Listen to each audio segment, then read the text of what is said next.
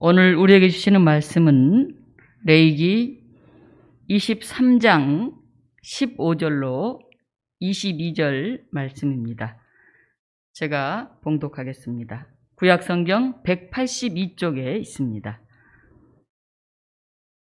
안식일 이튿날 곧 너희가 요제로 곡식단을 가져온 날부터 세어서 7 안식일의 수요를 채우고 7 안식일 이튿날까지 합하여 50일을 계수하여 새 소재를 여호와께 드리되 너희의 처소에서 10분의 2 에바로 만든 떡 2개를 가져다가 흔들지니 이는 고운 가루에 누룩을 넣어서 구운 것이요 이는 첫 요제로 여호와께 드리는 것이며 너희는 또 이 떡과 함께 1년 된 흠없는 어린 양 7마리와 어린 숫소 1마리와 수양 2마리를 드리되 이것들을 그 소재와 그 전제 제물과 함께 여호와께 드려서 번제로 삼을지니 이는 화제라 여호와께 향기로운 냄새며 또 수염소 하나로 속죄제를 드리며 1년 된 어린 수양 2마리를 화목제물로 드릴 것이요 제사장은 그 첫 이삭의 떡과 함께 그 2마리 어린 양을 여호와 앞에 흔들어서 요제를 삼을 것이요 이것들은 여호와께 드리는 성물이니 제사장에게 돌릴 것이며 이날에 너희는 너희 중에 성회를 공포하고 어떤 노동도 하지 말지니 이는 너희가 그 거주하는 각처에서 대대로 지킬 영원한 규례니라. 너희 땅에 곡물을 벨 때에 밭 모퉁이까지 다 베지 말며 떨어진 것을 줍지 말고 그것을 가난한 자와 거류민을 위하여 남겨두라. 나는 너희의 하나님 여호와이니라. 아멘. 어제부터 비가 계속 오고 있습니다. 올해는 장마가 좀 늦게 시작한 것 같아요. 비가 온다고 하니까 부랴부랴 우리 양봉장 관리에 나선 도시 농부들의 카톡방이 바빴습니다. 비가 오면 꿀을 딸 수가 없어요. 그리고 장마가 들어서면 한동안 양봉장이 휴점 상태에 들어가기 때문에 관리를 잘 해줘야 됩니다. 비는 농사 짓는 데 굉장히 중요한 역할을 하죠. 비가 너무 많이 오면 벌 농사는 완전 흉년입니다. 비가 좀 덜 와야 이 봄에 벌들도 꿀을 따고 사람들도 그 꿀을 좀 먹죠. 성경에서도 이스라엘 사람들은 이른 비와 늦은 비를 굉장히 기다립니다. 가을에 내리는 이른 비는 씨가 발아야 자라는 데 필요합니다. 우리하고 좀 반대죠. 우리는 봄에 씨가 자라난다고 보는데 그리고 봄에 내리는 늦은 비는 작물을 충실하게 열매 맺게 하는데 중요한 역할을 합니다. 오늘날은 곳곳에 수돗물을 언제든지 사용할 수 있고 농수로가 잘 되어 있지만은 고대에는 오직 자연 환경 위에서 농사를 지었기 때문에 비가 많이 오느냐 안 오느냐에 따라서 그의 농사가 풍년이 되느냐 흉년이 되느냐 이게 결정이 됐습니다. 그래서 비가 오지 않으면 신에게 기우제를 지냈어요. 그리고 왜 비가 오지 않는지 이게 분명히 문제가 있는데 누구의 죄 때문인지 그 근원을 찾기도 했습니다. 우리나라 사극을 보면 비가 안 오면 다 임금님이야 신하들이 나가서 기우제를 막 드리고 이게 임금이 덕이 있냐 없냐 막 따지고 굉장한 논란거리가 됐잖아요. 비는 그렇게 소중한 뗄래야 뗄 수 없는 우리 삶에 있어서 특히 농사에 있어서 그런 내용이죠. 오늘은 하반기가 시작되는 7월 첫 주일이면서 맥주 감사 주일입니다. 상반기에 수확을 거두어서 하나님께 감사하는 이 절기인데 이 맥주절의 의미, 맥주절의 유래를 우리가 한번 살펴보려고 합니다. 성경에 보면 명절에 관한 말씀이 오경에 5차례나 나와요. 이 명절, 절기죠, 절기? 우리로 말하면 설날, 추석, 8.15 해방절 이런 거 같아요. 근데 이스라엘을 그걸 절기라고 하는데 출애굽기, 레위기, 민수기에 그런 명절에 대한 얘기가 많이 나옵니다. 그 가운데서 특별히 레위기 23장 그리고 민수기 28장, 29장에 주요한 절기 목록이 쭉 다 들어있어요. 우리가 잘 알듯이 레위기는 이스라엘 백성들이 에집트에서 탈출해 나와서 시내산에서 하나님이 율법을 주시면서 이러한 거 지켜라 하고 쫙 주신 내용 속에 들어있는 것입니다.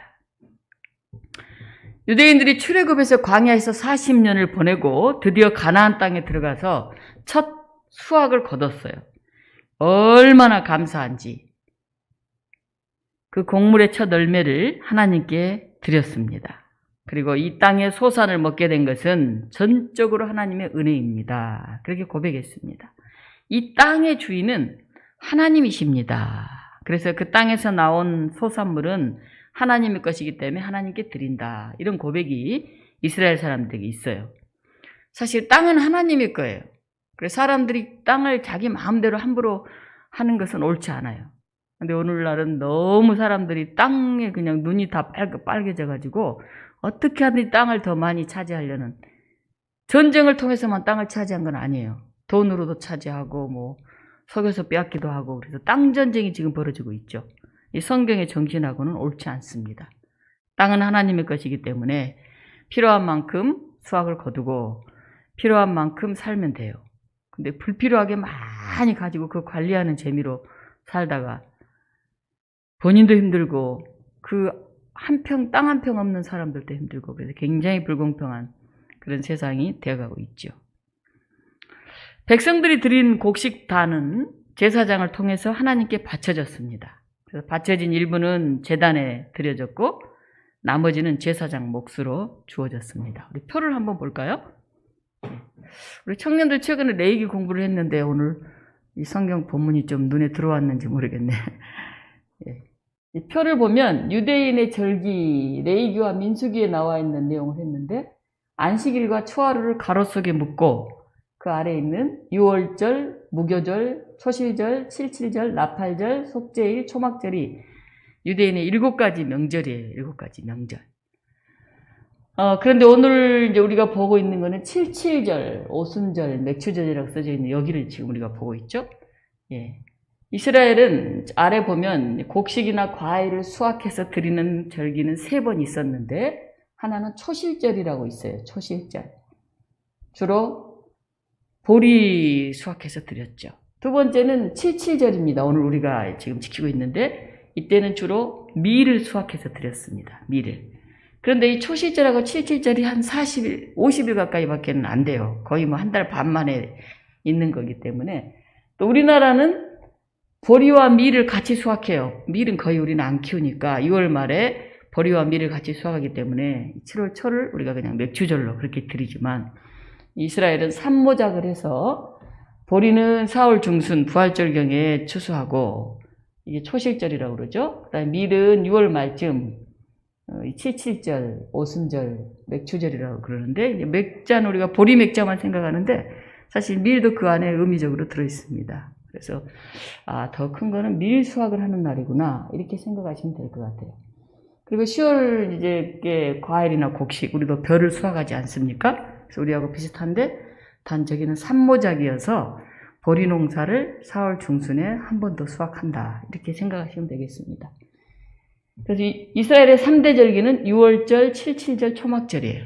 이렇게 3가지가 되니까 오늘 우리가 드리고 있는 이 맥주절이 이스라엘의 3대 절기 중에 하나니까 굉장히 큰 절기죠. 표를 한번 보시면 내용을 좀 쉽게 아실 거라고 보고요. 이스라엘은 이렇게 7가지 주요 절기가 있었고, 그 다음에 5가지 제사가 있습니다. 번제, 소제, 화목제, 속제제, 속건제가 있죠. 번제는 주로 불태워서 화제로 드렸고, 소제, 오늘 우리가 드리는 이 맥주절은 소제예요. 보리를 드리는 것을 소제라고 합니다. 보리나 밀, 곡식을 드리는 거죠. 소제를 드렸고, 화목제는 제사 드리고 다 같이 나눠 먹으니까 하나님과 인간이 서로 기쁘고 화목한 그런 의미가 화목제. 제일 좋은 건 화목제죠. 먹을거리가 많으니까. 그 다음에 속제제, 속건제는 죄를 사하기 위해서 이제 드리는 그런 제사죠. 근데 이 칠칠절에 5가지 제사 중에 4가지 제사가 다 드려졌어요. 속건제만 빼놓고. 속건제는 누가 나한테 이제 잘못을 했을 때 그 배상을 해주는 거예요. 배상. 물어주는 거죠. 뭐 훔쳐갔다든지, 뭐 깨뜨렸다든지, 뭐 이럴 때. 그러니까 그것만 빼놓고 번제, 소제, 화목제, 속제제 4가지 제사가 다 이 칠칠절에 드려졌다는 거죠. 그리고 제사 드리는 방법이 있어요. 거제로 드렸다, 이렇게 들어 올리잖아요. 제가 성찬할 때 이렇게 들어 올리고, 거제라고 그래요. 들거. 요제로 드렸다, 이렇게 흔들어서 이렇게 올리면 요제라고 그러죠. 오늘 보니까 이렇게 흔들어서 올렸잖아요. 요제. 그 다음에 전제는 이렇게 포도주를 제가 성찬할 때 쪼르르 따르는 거, 부어서 드리는 걸 전제라고 그래요. 주로 포도주, 기름 이런 거는 전제로 드렸죠. 화제는 불태워서 드리는 거. 그래서 제사, 5가지 제사, 4가지 제사 방법, 그 다음에 7가지 이스라엘의 명절, 이게 이제 여기 나와 있어요. 오늘 15절을 보면, 안식일 이튿날에 너희가 요제로 곡식단을 가져온 날부터 세어서 7 안식일의 수요를 채우고, 조금 어렵죠? 7 안식일, 7번 주일을 지나면 며칠입니까? 7, 7에 49. 그래서 77절이에요. 77절. 77에 49. 77절. 안식일 이튿날, 그러니까 77, 49일 다음 날이면 며칠인가요? 50일이죠. 50일. 그래서 이 77절하고 여기 오순절은 같아요. 77절 뒤난 그 다음 날이 오순절이니까 같은 절기에 하루 차이, 하루 차이. 그래서 저렇게 77절, 오순절 같이 이제 얘기를 하는 거죠. 맥추절. 정확히 말하면은 오순절은 하루 뒤니까 77절하고 조금 다르기도 하죠. 네. 이 절기에 새 소제를 여호와께 드려라. 곡식을 드리는 제사를 드려라. 그전에는 무슨 제사를 드렸을까요?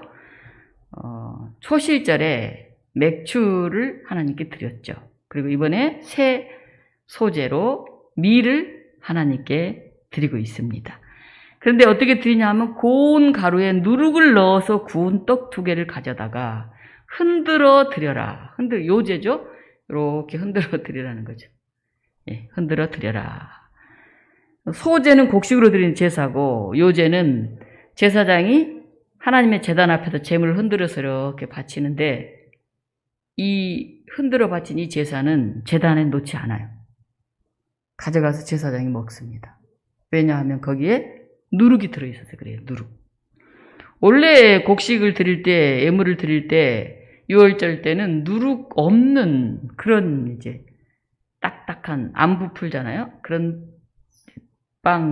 떡을 먹었는데 왜 이 맥추절에는 77절에는 누룩을 넣어서 부풀려서 그걸 거제로 드리고는 제단에 놓지 않고 누룩 들어갔으니까 그냥 제사장이 가져갔을까? 왜 누룩을 넣었을까? 이게 이제 나중에 얘기를 하도록 하겠습니다.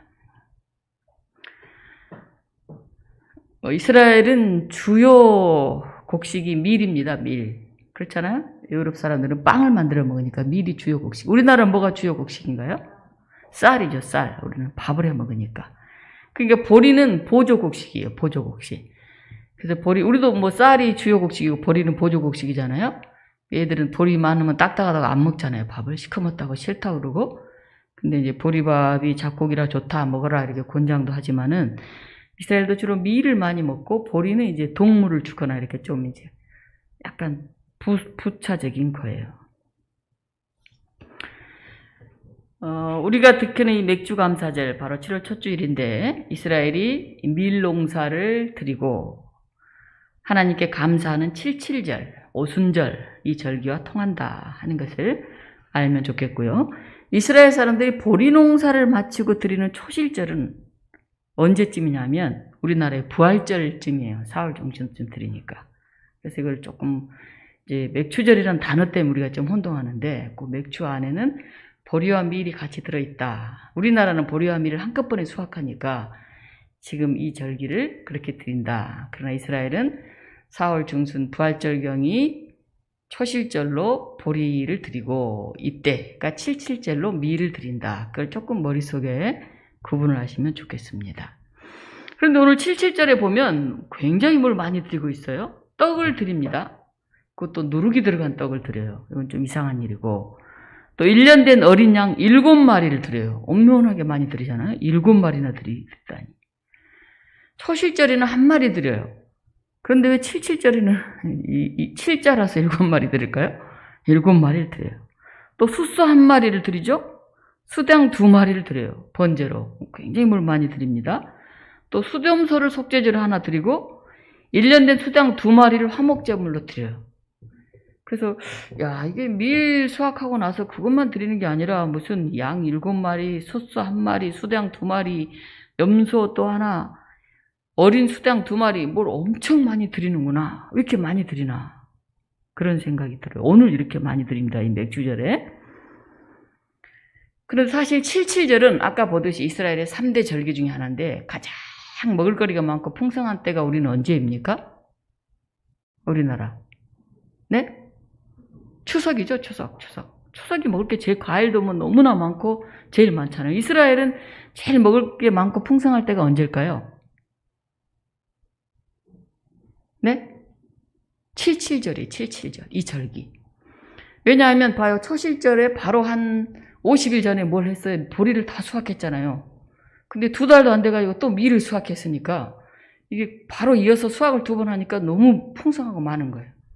그리고 한참 지나서 10월 달에 그때 이제 뭐 주로 과일이죠. 우리처럼 벼농사를 많이 짓는 게 아니니까 과일 중심으로 곡식 조금 수확을 하는데 그리고 나면 어떻게 해야 돼요? 가을에 얻은 곡식이나 과일은 어떻게 해야 될까요? 저장을 해야죠. 겨울을 놔야 되니까. 그래서 조금 먹고 저장한 게 그 수장절이라고 그래요. 정말 저장한다는 뜻이에요. 수장. 예, 그래서 이제 초막절은 저장을 해가지고 겨울을 나서 한참 지나가지고 언제 수확해요? 4월 중순에서 또 따잖아요. 그러니까 너무 길잖아요. 11월, 12월, 1월, 2월, 3월, 4월 한 6개월을 그걸 먹고 살아야 되니까 굉장히 약하죠. 그리고 보리를 드디어 이제 4월 중순에 따서 막 보리는 완전한 자신들의 주 그런 건 아니잖아요. 그래도 이제 배고팠으니까 먹고 동물도 주고 그 다음에 드디어 이 밀이 딱 나오는 거예요. 그러니까 이 절기가 와 보리도 있겠다 밀도 있겠다 뭐 너무너무 풍성하죠. 이렇게 많이 소제도 드리고 번제도 드리고 화목제도 드리고 속죄제도 드리고 막 다 제사를 그냥 전부 다 드리는 거죠. 77절 하루 뒤인 오순절은 주전 586년 예루살렘 성전이 파괴된 후에는 시내산에서 모세가 율법을 받은 날을 기념하는 그 날로 오순절을 지켰어요. 근데 신약시대에 오면 바로 오순절에 무슨 일이 일어납니까? 성령이 강림하죠. 그래서 성령 강림절을 더 크게 지금은 지키죠. 오순절을. 예전에 구약시대나 그 율법시대는 77절을 크게 지켰다 하는 것입니다. 오늘이 바로 이 77절, 오순절 같은 이제 의미죠. 네. 자, 밀 농사 후에 첫 수확을 드리는 77절의 소제는 제가 특별한 게 있었다고 그랬죠? 뭐가 다르다고 그랬습니까? 떡을 만드는데 누룩을 넣어서 만드는 거예요. 누룩을 넣어서. 원래 그 6월절을 또 뭐라고 부릅니까? 무교절이라고 부르잖아요. 왜 그렇게 무교절이라고 부릅니까? 누룩을 안 넣어서 드리잖아요. 그리고 누룩이 들어가면 부패하고 부풀리고 뻥친다 우리는 막 그런 말 하잖아요. 그래서 누룩을 안 넣고 순수한 그대로 드리는 게 좋다. 이게 이제 이스라엘 생각이 있는데 왜 이 77절에는 누룩을 넣어서 드렸을까 하는 것이죠. 네, 그래서 유교병이라고 그러죠. 유교병. 누룩을 안 넣은 것은 무교병. 누룩을 넣은 것은 유교병. 예. 그래서 하나님 앞에 이렇게 흔들어서 딱 받친 뒤에 여기 제단에다는 안 올리고 그건 바로 제사장 몫으로 그냥 가져갔다 하는 거죠. 뭐 제사장이 먹었겠죠? 또 백성들이 좀 나눠줬을지도 모르겠네요. 네. 20절에 보면 또 이런 말씀이 나와요. 제사장은 그 첫 이삭의 떡과 함께 그 2마리 어린 양을 여호와 앞에 흔들어서 요제로 삼을 것이요. 요제가 흔들어 드리는 제사라는 뜻이에요. 이것은 여호와께 드리는 성물이니 제사장에게 돌릴 것이며 이 어린 양도 제사장 몫이라는 거죠. 근데 엄밀히 말하면 7장에 보면 오른쪽 뒷다리하고 가슴 부위만 제사장이 그걸 이제 취하게 되어 있습니다. 왜냐하면 그 제사 드리느라고 수고했으니까 드리는 거고 또 제사장은 땅을 특별히 갖고 있지 않잖아요. 레위인들 그러니까 이제 이걸 또 드리는 거죠. 예. 자, 이제 여러분 여기서 질문 한번 할게요. 77절에는 왜 누룩을 넣은 유교병을 가지고 빵을 만들었을까요? 네. 왜 그랬을지 생각이 잘 안 나세요? 네, 평상시 같으면 제가 퀴즈를 내서 마친 분에게 상을 드리겠는데 지금 이 77절은 특별히 큰 감사를 드리는 감사의 축제예요. 그래서 단순히 소재, 밀만 드리는 게 아니라 화목제도 드려서 이 절기 때 다 모여서 이제 먹고 마시고 하는 거예요. 그러니까 그 6월절 그때 이제 만드는 빵은 에집트에서 해방된 것을 기억하는, 그리고 그 광야에서 참 그 고생스럽게 지나왔던 걸 기억하는 그런 의미가 있기 때문에 고난을 많이 상징하잖아요, 에집트에서. 그래서 그건 딱딱한 그런 무교병을 만들었지만 지금 이 77절은 가장 풍성한, 가장 아주 결실이 많은 이런 때예요. 그래서 부풀게 이렇게 잘 만들어서 그냥 먹었다는 거죠. 예. 그래서 특별히 77절의 소재는 누룩을 넣었다 하는 것이죠. 예. 그리고 보면 21절에 또 특별하게 이런 얘기가 있습니다. 이날에 너희는 너희 중에 성회를 공포하고 어떤 노동도 하지 말지니 이는 너희가 그 거주하는 각처에서 대대로 지킬 영원한 규례니라. 77절에는 어떻게 하라고 합니까? 노동하지 말라는 거예요. 일하지 말라는 거예요. 생업과 관련된 모든 것을 중지, 이 거룩한 성회로 모이는 날은 다 그거 하지 마라 하는 거예요. 보면 6월절은 한 일주일 동안 지켰습니다. 쫙 이렇게. 그리고 보통 이스라엘 절기들은 일주일씩 드려요. 근데 이 77절은 49일간 한 게 아니고 딱 그 하루를 77절이라고 이렇게 말합니다. 그 하루는 모든 노동하지 말라는 거예요. 사실 이때는 농번기예요. 굉장히 바빠요. 밀수확도 하고 뭐 바쁘기 때문에 여러 날 쉬기가 어려운데 그 하루는 온전히 너희가 쉬어라. 일을 중단하고 하나님을 향한 정성을 기울이라는 거죠. 그러니까 일하다 보면 너무 바빠서 쉴 틈이 없어요. 그래서 하나님이 나를 통해서 어떻게 역사하시나 그걸 우리가 잊어버리고 살 때가 많아요. 그냥 바쁘게 막 정신없이 사는데 잠시 멈춤, 이게 바로 77절의 의미 중에 하나예요. 잠시 멈춤, 스톱. 여러분이 하고 있는 거 다 스톱.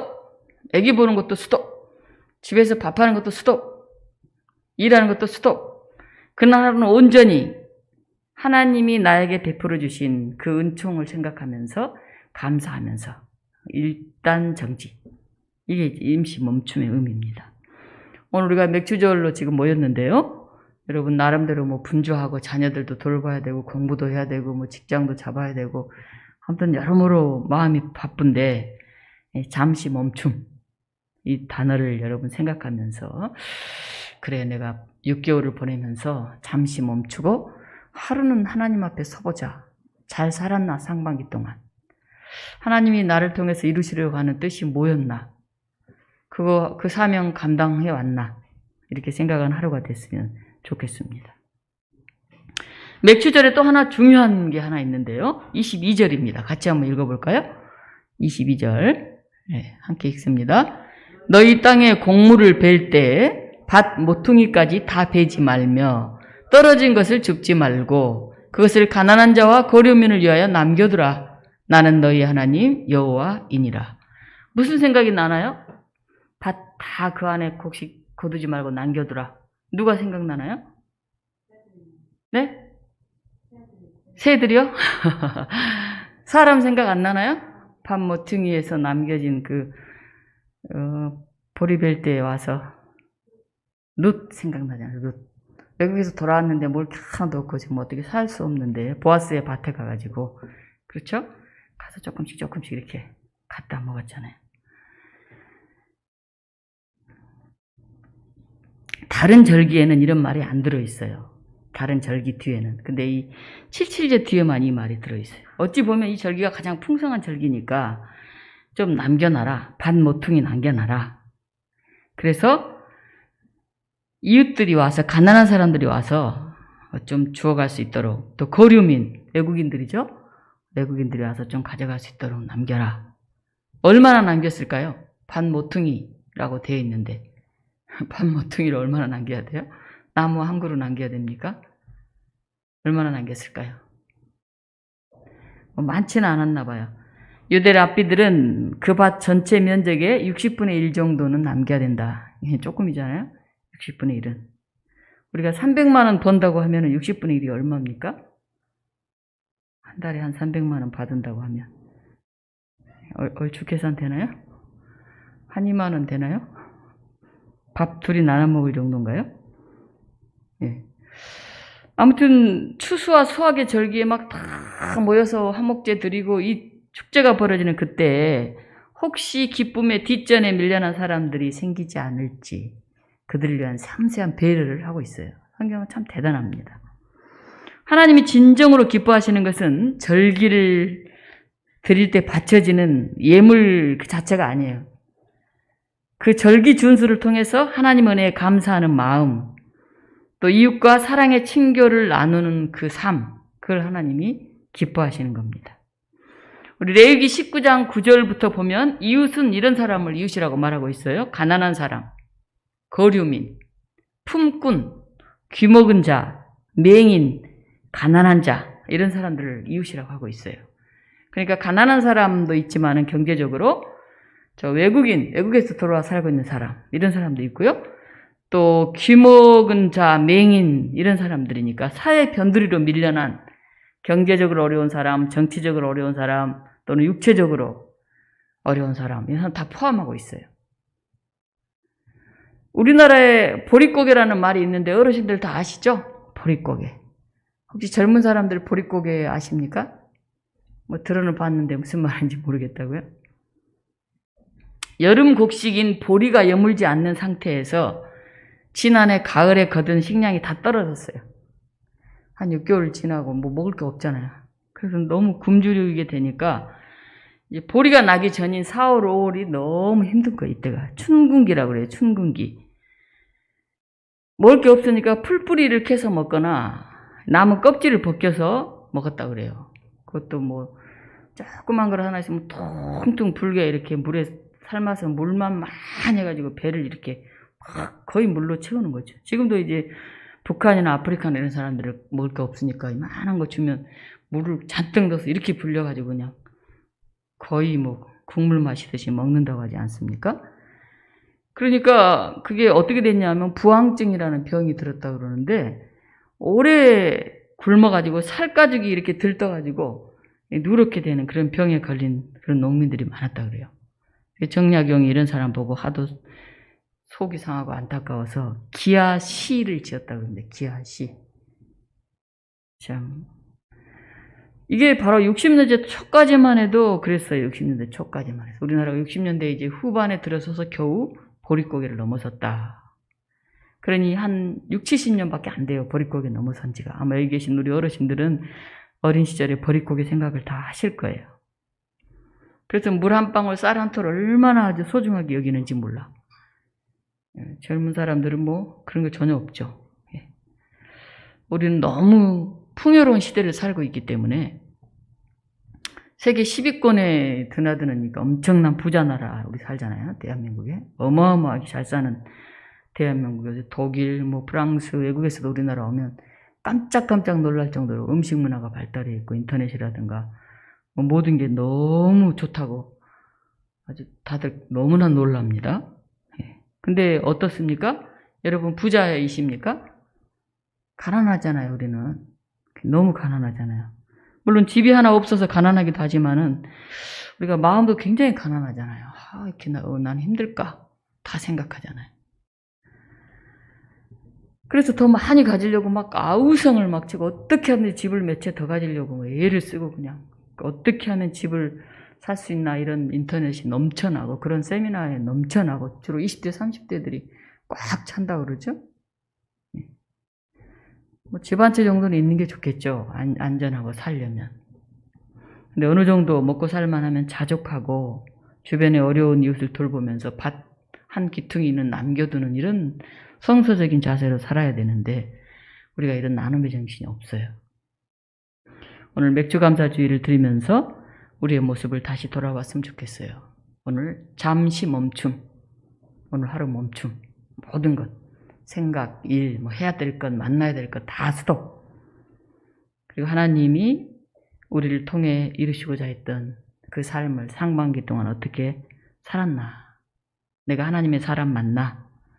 하나님의 아들, 딸이라고 내가 말할 수 있나? 우리 모습을 돌아봤으면 좋겠어요. 하나님이 주신 사명, 나만이 할 수 있는 그런 숙제가 있는데 그게 뭘까? 한번 잠시 멈춤하고 생각해 봤으면 좋겠습니다. 맥추절은 일상생활에서 얻어진 수확에 대해서 감사하는 절기예요. 근데 우리가 최선을 다했는데 6개월 동안 아무것도 얻은 게 없어. 빈손이야. 아니 더 마이너스 났어. 근데 우리가 뭘 감사해야 될까요? 죽도록 고생하고 땀을 흘려도 아무 수확 없는 빈손뿐인 그런 경우도 있어요. 실제로. 그러나 우리는 우리 손에 수확이 차고 넘칠 때만이 아니라 우리 손이 비어있을 때도 매일매일 우리에게 새로운 날이 밝아오고 있다는 것. 눈을 뜨니까 오늘도 새날이구나.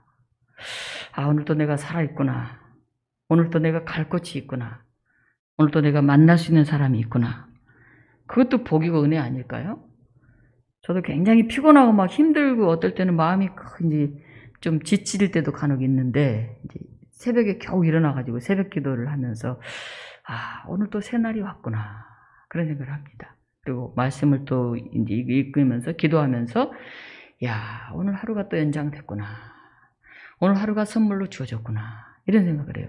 굉장히 피곤할 때도 있는데 새벽에 깨어서 기도하면서 늘 이렇게 생명력을 느끼는 것 같아요. 살아있구나. 새날이 왔구나. 또 오늘 무언가 해내야지. 이런 생각을 하게 됩니다. 우리는 여전히 생명을 누리고 있고 하나님의 이른 비와 늦은 비를 경험하고 있음을 우리가 감사해야 됩니다. 상반기를 보내면서 예전에 보릿고개를 지냈던 우리 조상들을 기억해 보았으면 좋겠어요. 또 지금 인도나 아프리카 등에서 코로나로 인해 죽어가는 사람들을 우리가 생각해 봤으면 좋겠습니다. 우리 인도 김경미 선교사님이 이제 선교 편지를 이제 한 번씩 이렇게 보내는데 하늘이 막혀서 아직도 들어가지를 못하고 있다고 그래요. 근데 거기서 이제 소식이 오는 거죠. 요새 다 메일을 통해서도 오고 스마트폰도 있고 그러니까 소식을 다 듣는데 가슴이 미어진다고. 거기 계신 이제 목사님들이 돌아가셨다고 코로나로 이런 소식이 와요. 그 인도 사람 목사님들이 거기 살다가 코로나 걸리면 죽는 거지 별 수 있어요? 그렇게 많은 사람이 죽어가는데. 근데 배고파 죽는 사람이 더 많다고. 코로나 걸려 죽는 사람보다. 그래서 작은 금액이라도 후원해달라고 이런 편지를 보면서 굉장히 마음이 아팠어요. 또 이집트에 계신 우리 김경희 선교사님도 오랜만에 선교 편지를 보냈는데 거기 죽어간 사람이 너무 많은데 그냥 다 무덤덤하대요. 그냥 그러나 보다. 또 죽었나 보다. 그러니 얼마나 참 그 모습이 안타깝고 속이 상하고 아픕니까? 그런 선교 편지를 보면서 이 김경희 선교사님 거기 살고 있죠 지금. 그래서 아이고 참 걱정스럽다 하는 생각 하나 들고 또 한편으로는 참 감사하다 우리나라가 그래도 이렇게 다 살아있고 그렇잖아요. 또 많이 진정돼 가고 있고 그래서 너무 감사하다 그런 생각을 해봤습니다. 오늘 맥주감사주의를 지키면서 하나님께 감사의 예물을 드리고 우리 함께 떡을 나눕니다. 이웃들과도 우리의 사랑과 정성을 나눌 수 있었으면 좋겠습니다. 은혜를 받은 사람은 그 은혜를 나눠야 돼요. 그게 사람이에요. 근데 받기만 하고 안 나누면 그건 사람이 아니에요. 사람이 사람답게 사는 게 쉬운 게 아니죠. 받은 몫을 해야 되죠. 우리가 가진 모든 게 하나님의 것이고 또 예수 그리스도의 은혜로 우리가 이렇게 살고 있습니다. 또 우리 가족, 우리 교회 이렇게 이 자리까지 오게 된 것 하나님의 은혜죠. 반 모퉁이의 곡식을 남겨서 가난한 사람과 유근이 추수할 수 있도록 했던 그 하나님의 명령이 얼마나 감사한지 몰라요. 우리가 반 모퉁이를 남겨두는 사람이 때로는 아닐 때도 있어요. 그 반 모퉁이 것을 우리가 이렇게 먹고 살아갔던 그런 사람들일 수도 있어요. 가장 큰 이웃사랑이 뭘까요? 그건 배려입니다. 배려. 사람은 다 누구나 이 자존심을 가지고 살거든요. 어쩔 수 없어서 그냥 예예 막 이렇게 나이 많이 든 수위 아저씨나 기사분들이 젊은 사장이라는 사람 예예 하고 이렇게 굽신굽신해도 속마음에 다 자존심이 있어요. 내가 돈이 없고 지금 이 짓을 하고 있지만은 젊은 너한테 이러고 있지만은 이런 생각이 다 있어요. 그러니까 우리가 누군가를 돕거나 구제하는 사람은 굉장히 조심해야 돼요.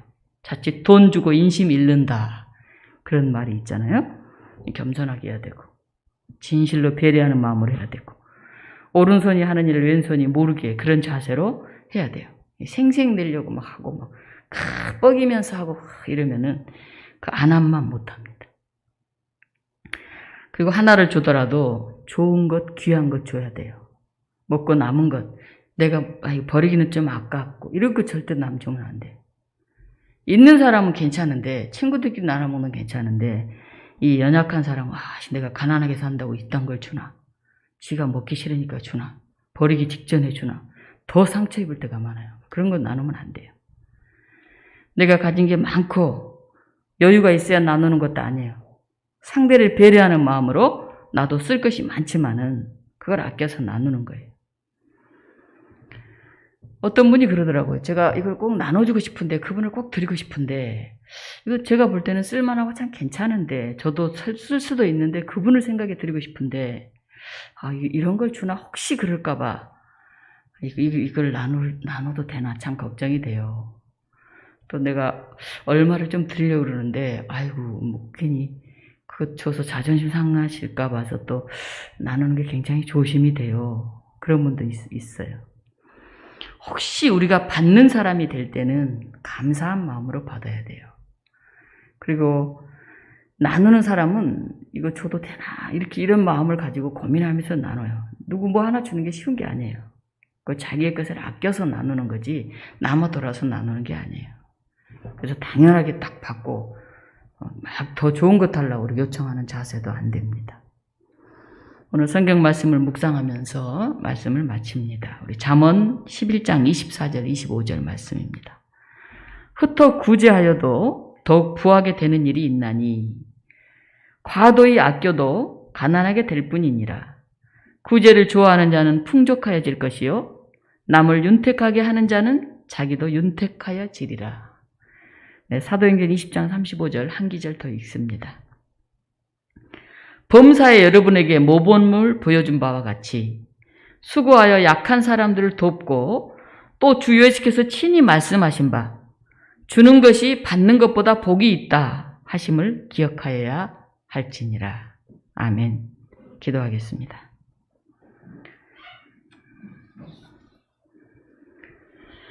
주는 것이 받는 것보다 복이 있다고 하신 주님, 우리가 더 많이 우리의 손을 펴서 많은 이들에게 사랑을, 정성을, 배려를 나눌 수 있는 사람이 되게 하여 주시옵소서. 더 많이 받고 싶어 하고 어떻게 하든지 받아서 살려고 하는 그런 마음을 우리가 갖지 않게 하시고 가능하면 우리의 힘으로 살아내고 아주 작은 것 하나라도 함께 나누면서 살려고 하는 그런 저희들이 되게 하여 주시옵소서. 우리가 어렵고 힘들 때 여기까지 지켜주신 하나님의 은혜를 감사할 수 있게 하시고 받은 은혜를 나눌 수 있는, 그래서 늘 우리 안에 기쁨이 넘쳐나는, 우리 안에 소망이 넘쳐나는 그런 믿음의 사람들이 되게 하여 주시옵소서. 우리 중에 모퉁이가 필요한 사람들이 있습니다. 우리가 생생돼서 나누는 것이 아니라 그분들이 스스로 그곳에서 열매를 거둘 수 있는 그런 많은 배려와 나눔의 장소와 제도들이 우리 사회에 만들어지게 하여 주시옵소서.